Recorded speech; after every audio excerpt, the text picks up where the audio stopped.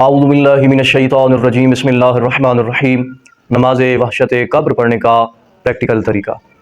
اس نماز کو کب پڑھنا چاہیے، اس نماز کے پڑھنے کی فضیلت کیا ہے اور اس نماز کے پڑھنے کا طریقہ کیا ہے، آج کی مختصر سی ویڈیو میں یہ تمام چیزیں آپ کی خدمت میں عرض کریں گے۔ تو مومنین و مومنات یہ ہمیشہ یاد رکھیں کہ آج ہم کسی کے لیے نیک عمل صالح بھیجیں گے تو کل کوئی ہمارے لیے بھی نیک عمل بھیجے گا۔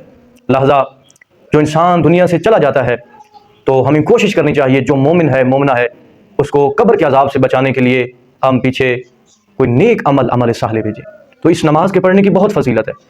یہ نماز قبر کی پہلی رات جو بھی مرنے والا ہے، چاہے مومن عورت ہے یا مرد ہے، جو بھی مرنے والا ہے اس کے درجات کی بلندی کے لیے قبر کی پہلی رات اس نماز کو پڑھنے کی تاکید کی گئی ہے، اور اس نماز کا بہت زیادہ اجر ہے خداوند متعال۔ جو پہلی رات فشار قبر ہوتا ہے، اتنا عذاب ہوتا ہے پہلی رات کہ انسان سوچ نہیں سکتا، اس فشار قبر سے بچانے کے لیے یہ نماز پڑھنا ضروری ہے، اور اس نماز کے پڑھنے سے وہ مرنے والے کو فشار قبر سے نجات مل جاتی ہے۔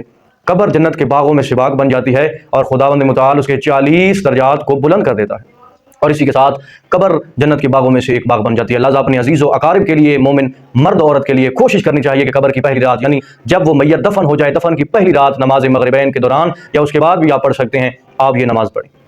اور اس نماز کو کس طرح پڑھنا چاہیے، بالکل مختصر طریقہ ہے۔